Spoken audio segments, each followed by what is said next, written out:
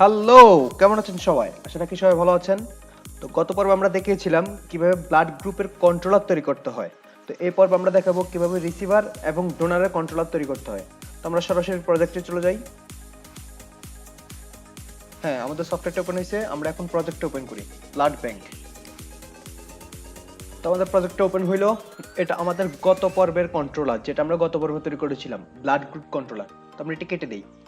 কেটে দেওয়ার পর আমরা প্রজেক্টটাকে একবার বিল্ড করি। বিল্ড থেকে বিল্ড সলিউশন। হ্যাঁ, তো বিল্ড হয়ে গেল। তো আমাদের এই পর্বের কাজ কি? আমরা দুইটা কন্ট্রোলার তৈরি করব। প্রথমটা হচ্ছে রিসিভার, তারপরটা হচ্ছে ডোনার। আচ্ছা, প্রথমে আমরা রিসিভারটা ডোনার তৈরি করতে হলে আমাদেরকে ভিউ থেকে সলিউশন এক্সপ্লোরে আসতে হবে। সলিউশন এক্সপ্লোর থেকে কন্ট্রোলার আসবো, কন্ট্রোলার। ওকে, কন্ট্রোলার থেকে রাইট হ্যান্ড সাইড ক্লিক করে অ্যাডে আসবো, অ্যাড। অ্যাড থেকে আবার কন্ট্রোলারে যাব। আচ্ছা, কন্ট্রোলার আসার পর এরকম একটা উইন্ডোজ আসবে। উইন্ডোজ থেকে আমরা MVC5 controller with view using entity framework এটা সিলেক্ট করব। এটা সিলেক্ট করে অ্যাড করব। অ্যাড করার পর যে এখানে বলতেছে যে আপনার মডেল ক্লাসটা বলেন। আমি এখন আমার কোন টেবিলটা, কোন ডাটাবেজের কোন টেবিলটার কন্ট্রোলার বানাবো আমি সেটা লিখবো। আমার টেবিলগুলো কিন্তু এই মডেল ক্লাসের ভিতরে নিয়ে নিয়েছি, ওই যে মডেল এন্টিটি দিয়ে আর কি। তাই মডেল ক্লাসের টেবিলটার নাম লিখি। টেবিলটার নাম হচ্ছে ডোনার, DONER। ওকে, ডোনার টেবিল। আমার কানেকশন স্ট্রিং কোডটা, কানেকশন স্ট্রিং হচ্ছে ব্লাড ব্যাংক এন্টিটিস। এটা চেঞ্জ করার দরকার নাই। যখন একটা কন্ট্রোলার তৈরি করবেন তখন অটোমেটিকলি এটা ডিফল্ট অবস্থায় থাকবে, এটা চেঞ্জ করা লাগবে না।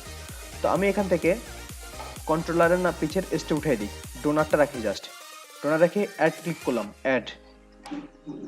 তো আমাদের কন্ট্রোলার হয়ে গেছে। দেখেন কন্ট্রোলার কি, ডোনার কন্ট্রোলার।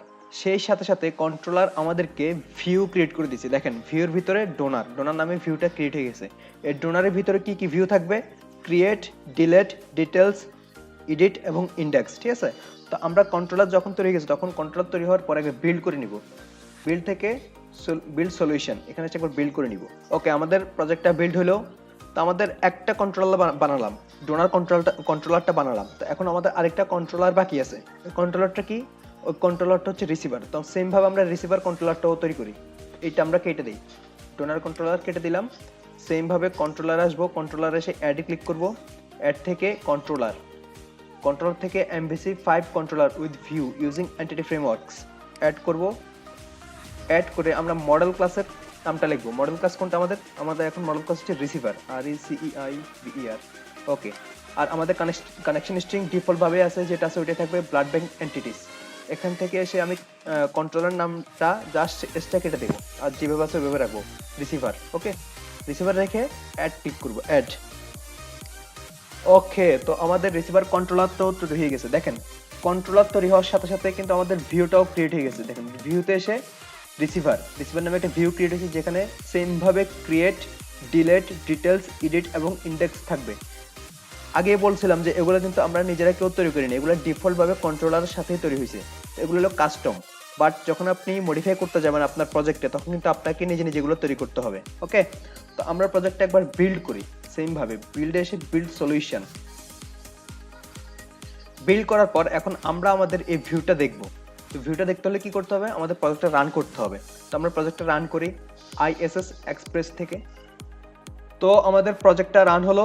তো আমাদের কন্ট্রোলারের নাম কি ছিল? আমরা প্রথম কন্ট্রোলার তৈরি করেছিলাম ব্লাড গ্রুপ, দ্বিতীয় কন্ট্রোলার তৈরি করেছিলাম ডোনার নামে। তো আমরা ডোনার নামে এখানে সার্চ করি DONER, এন্টার করলাম। দেখেন আমার ডোনার নামে যে কন্ট্রোলারটা তৈরি হয়েছে সেটা আমি ভিউ স্টাইলে দেখতে পাচ্ছি। কি আর থাকবে ডোনারে, কি কি থাকবে? ডোনার নেম, ডোনার নাম্বার মানে contact number, donor date, donate date, কোন ডেটে সে রক্ত দিচ্ছে, ডোনার অ্যাড্রেস এবং ব্লাড গ্রুপ নেম। ওকে, তো আমরা ইচ্ছে করলে এখান থেকে ক্রিয়েট করতে পারবো। ব্যাকে আসলাম। ক্রিয়েট করার পর এখান থেকে আপডেট, এডিট, ডিলিট করতে পারবো। এগুলো আমি নেক্সট দেখাবো কিভাবে করতে হয়। তো সেম ভাবে আমরা আরেকটা কন্ট্রোলার তৈরি করেছিলাম, ওই কন্ট্রোলার নাম হচ্ছে রিসিভার। এখান থেকে আমি সেখানে যাই, RECEIVER। দেখেন রিসিভারও সেম, রিসিভার নাম থাকবে, রিসিভারের কন্ট্যাক্ট নাম্বার থাকবে, রিসিভ ডেট থাকবে, হ্যাঁ ব্লাড রিসিভ করেছে ওই জিনিসটা থাকবে, ওই ডেট টাইমটা থাকবে, রিসিভার অ্যাড্রেস থাকবে এবং ব্লাড গ্রুপ নেম থাকবে। যে ব্লাডটা সে রিসিভ করছে ওই ব্লাডটার নাম থাকবে। ওকে, এখান থেকে সেম ভাবে ক্রিয়েট করতে পারবে সে। ক্রিয়েট করার পর সেখানে এসে এডিট ডিলিট আপডেট করতে পারবে। তো এগুলো আমি নেক্সটে দেখাবো যে কিভাবে করতে হয়। তো ধরেন আমি কি প্রতিবার এইভাবে নাম লিখে লিখে মানে কন্ট্রোলের নাম লিখে লিখে যাব সব সময়? আমরা তো সেটা চাচ্ছি না। তার জন্য কি করতে হবে? তার জন্য আমাদেরকে এখানে একটা মেনু বার তৈরি করতে হবে। এই যে এখানে একটা মেনু বার থাকবে, ডোনার, ব্লাড গ্রুপ, রিসিভার নামে একটা মেনু বার থাকবে, যেখানে আমি ক্লিক করলেই আমার ওই কন্ট্রোলারে নিয়ে যাবে, ঠিক আছে? তো আজকে এই পর্যন্ত থাক। আমি আগামী পর্বে দেখাবো যে কিভাবে কন্ট্রোলারে মেনু কিভাবে মেনু তৈরি করবেন এবং ওই ক্রিয়েট ইনসার্ট আপডেট কিভাবে, এগুলো আমি দেখিয়ে দেবো। তো আজকে এই পর্যন্ত থাক। আপনারা একটু ট্রাই করেন, দেখেন কি হয়। যদি কোনো সমস্যা হয় আমাকে জানাবেন, আমি দেখে সলভ করার চেষ্টা করবো।